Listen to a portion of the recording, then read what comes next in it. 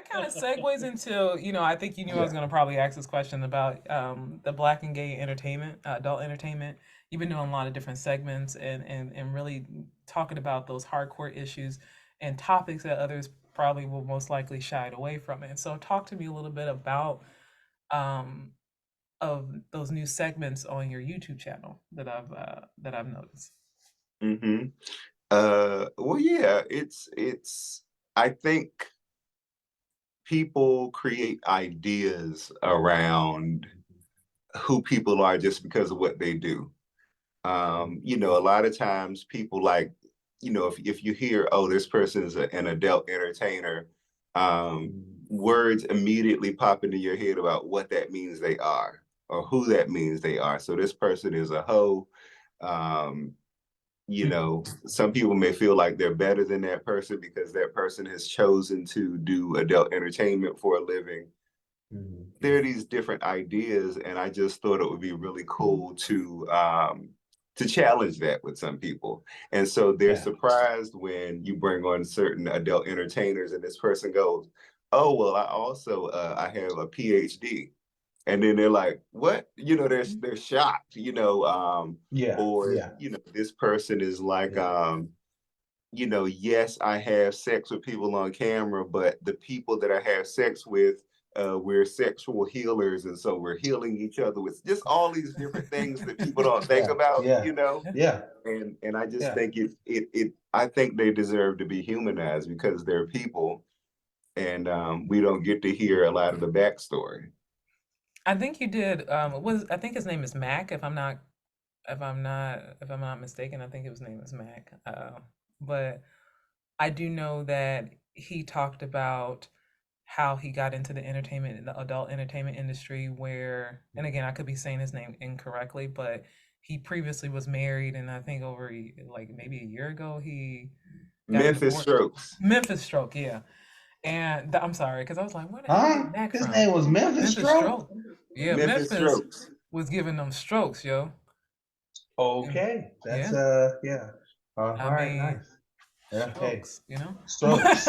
Strokes. Strokes. But it was very interesting hearing his story. He was Yeah. married to a woman, and you talked about that illusion that people have to give and just not being an Mhm. authentic self. And just to see him in his authentic self and really being who he is and without really caring about anybody and what they have to say about it anymore. And it's sad that sometimes that people have to wait until later on into their 40s and 50s to kind of figure that out too. Or you have Mhm. like, I'm gonna be honest, like even was it Caitlyn Jenner? Is that her name? Caitlyn Jenner had Yeah. to, wait until she's in her 60s to finally be who she wanted to be. And it shouldn't even have to be like that. First off, I know you got something to say about that, Samson, but I'm just making just a simile on that piece. But white folks is a little different from black folks, but I had to wait, go Mhm. on, Samson. You got We something to I all say. don't got something to care. I say. don't care. We all. I don't care what color she is. She should have kept waiting because we didn't need that one.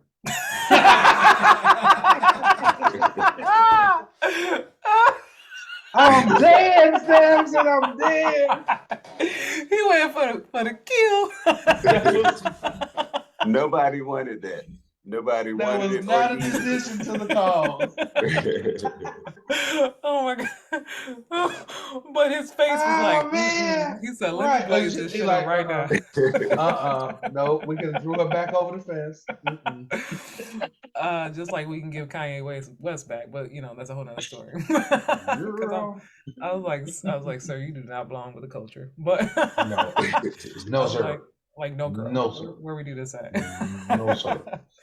Now, before I get into what is coming up new for 2023 a little bit, I kind of want to um dive into, again, those conversations about dating, right? Because Mhm. I haven't seen any of seen your partner, or if you have a partner, um talk to me a little bit about, what were your challenges dating as a black gay man before, even during and after the pandemic, and what does that look like, or even your perceptions of what that looks like? Mm. Um, I think in the Black gay community, it's more challenging because everybody knows each other. And Mm. so Mm. it's, that can be a little icky. you know, yeah, community so small, and men are very visual, and a lot of these boys, the men, they do look good, so it's just a lot. It's a whole lot of just stuff. It's And just it's a hodgepodge. that's the best way to describe it is stuff. It's just Um, stuff. I don't know. Stuff is and scary. a lot of it is very scary. Um, Okay. and I don't like to use this word because I do think it's an overused buzzword right now. I Yeah. hate buzzwords that like people don't know what they mean. People use. But I do think there's a high level of narcissism in the Black gay community, and so when you bring those traits to any relationship, it's not going to be healthy. Usually, and so I think that's something that a lot of folks need to be aware of in the community, because a lot of us do come from communities and environments where we aren't affirmed, where we're taught to hate ourselves, and basically high levels of narcissism. That's all it is self-hatred. When you So, can't extend, love and empathy to other people, is basically what it is, and you see a lot of that in our community. So that's something that's kind of challenging to navigate.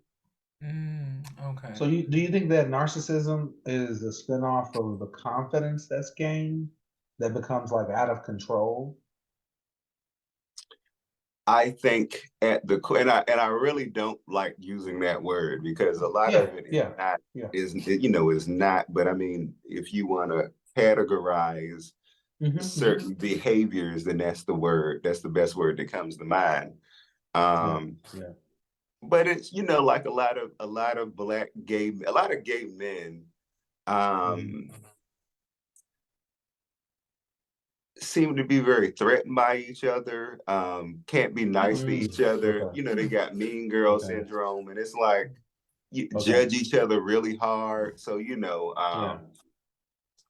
a lot of, and I was speaking to a friend a couple days ago who was saying to me that a lot of it is because where young men and women who are assumed to be heterosexual, they get to go out on dates and their parents encourage them to do that. And, and they kind of get to develop their idea of their sexuality in a normal kind of way, and they get to go to prom and stuff. But if you are a gay man, um, you usually don't get that type of freedom until you're in your late 20s and 30s, sometimes 40s, like, Memphis.